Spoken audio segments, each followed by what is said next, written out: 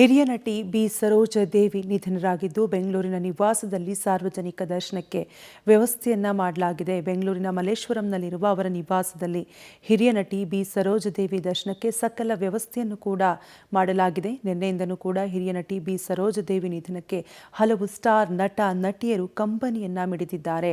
B Sarojadevi ಕನ್ನಡದ ಹಿರಿಯ ಚಲನಚಿತ್ರ ತಾರೆಯರಲ್ಲಿ ಒಬ್ಬರು. ಒಂದು ಕಾಲದಲ್ಲಿ ಕನ್ನಡ ಬೆಳ್ಳಿ ತೆರೆಯಲ್ಲಿ ಬೆಳಗಿದ ಅಭಿನೇತ್ರಿ.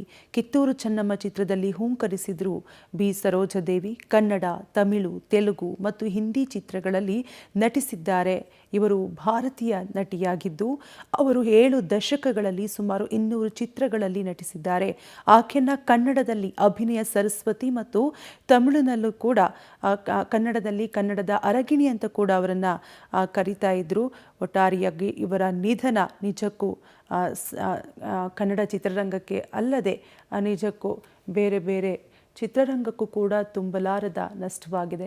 ಈಗಾಗಲೇ ನಿನ್ನೆಯಿಂದಲೂ ಕೂಡ ಸ್ಯಾಂಡಲ್ವುಡ್ನ ನಟ ನಟಿಯರು ಅಲ್ಲದೆ ತಮಿಳು ನಟ ವಿಶಾಲ್ ಕೂಡ ಅವರ ಅಂತಿಮ ದರ್ಶನವನ್ನು ಪಡೆದುಕೊಂಡು ಭಾವುಕವಾಗಿ ಮಾತನಾಡಿದರು. ಕನ್ನಡ ಚಿತ್ರರಂಗದ ಬೆಳ್ಳಿ ತೆರೆಯಲ್ಲಿ ಮಿಂಚಿದ ಅಭಿನೇತ್ರಿ ನಿಧನ ಹೊಂದಿದ್ದು 7 ದಶಕಗಳಲ್ಲಿ 200ಕ್ಕೂ ಹೆಚ್ಚು ಚಿತ್ರಗಳಲ್ಲಿ ನಟನೆಯನ್ನ ಮಾಡಿದ್ದಾರೆ. ಕನ್ನಡದ ಮೊದಲ ಮಹಿಳಾ ಸೂಪರ್ ಸ್ಟಾರ್ ಅಂತ ಅನಿಸಿಕೊಂಡವರು ಬಿ ಸರೋಜಾದೇವಿ ತಮ್ಮ 17ನೇ ವಯಸ್ಸಿನಲ್ಲೇ ಖ್ಯಾತಿಯ ಉತ್ತುಂಗದ ಶಿಖರವನ್ನು ಹೇರಿದರು.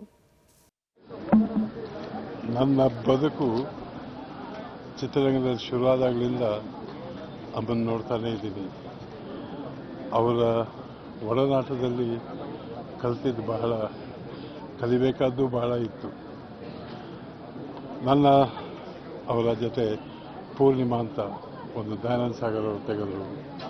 ಅದರಲ್ಲಿ ಅಮ್ಮಂಗೆ ತಮ್ಮನಾಗಿ ಆ್ಯಕ್ಟ್ ಮಾಡಿದೆ. ರಾಜೇಶು ಇದ್ದ. ನಾವು 3 ಜನ ಮಾಡಿದ್ದು ಪೂರ್ಣಿಮಾ ಅನ್ನೋ ಕತೆ. ಆ ಶೂಟಿಂಗಿಂದ ಶುರು ಆಯಿತು ಅವರ ಸಂಬಂಧ. ಎಷ್ಟು ಇದು ಹೇಳ್ತಾಯಿದ್ರು. ಅವರ ಅನುಭವನೇ ಬೇರೆ. ಅಷ್ಟು ಅನುಭವ ಇರೋ ಒಬ್ಬ ಶ್ರೇಷ್ಠ ನಟಿ ಒಬ್ಬ ಹೊಸ ಹುಡುಗನ್ನು ಹೇಗೆ ನೋಡ್ಕೋತಾ ಇದ್ರು ಅನ್ನೋದು ಸರೋಜಾದೇವಿಯನ್ನು ನೋಡಬೇಕಾಗತ್ತೆ. ಅಲ್ಲಿಂದ ಕೃಷ್ಣ ರುಕ್ಮಿಣಿ ಸತ್ಯಭಾಮ, ರುಕ್ಮಿಣಿ ಪಾರ್ಟು, ರಾಜನ ಕೃಷ್ಣ, ನಾನು ನಾರದ.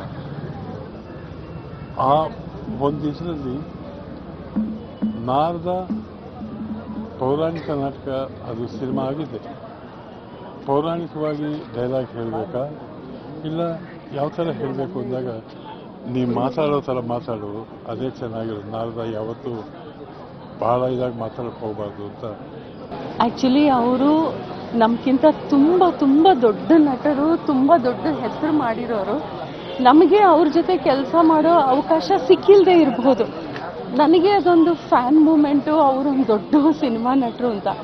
ಆದರೆ ಈ ದೊಡ್ಡ ನಟರ ಒಂದು ದೊಡ್ಡ ಗುಣ ಏನು, ಅವ್ರು ಯಾಕಷ್ಟು ದೊಡ್ಡ ನಟರಾಗ್ತಾರೆ ಅಂದರೆ, ನಾವು ಇಂಡಸ್ಟ್ರಿಗೆ ಬಂದಾಗ ಒಂದು ಮುಂಗಾರು ಮಳೆ ಮೂಡಲ ಮನೆ ನೋಡಿದಾಗ ಫೋನ್ ಮಾಡಿ ನೀ ಚೆನ್ನಾಗಿ ಮಾಡಿದೀಯ ಅಂತ ಹೇಳಿರೋ ಅಂಥ ದೊಡ್ಡ ನಟಿ.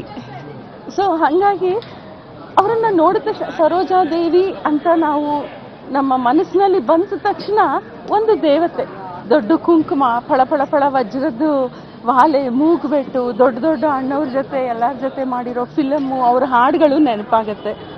ಸೊ ಅವರು ನಮ್ಮನ್ನು ಬಿಟ್ಟು ಅವರು ಜೀವ ಬಾಡಿ ಹೋಗಿದೆ, ಆದರೆ ಸದಾ ಅವರ ಪ್ರೀತಿ, ಅವರ ಸಿನಿಮಾ ಮೂಲಕ ಅವ್ರು ನಮ್ಮ ಜೊತೆಗೆ ಯಾವತ್ತೂ ಇದ್ದೇ ಇರ್ತಾರೆ.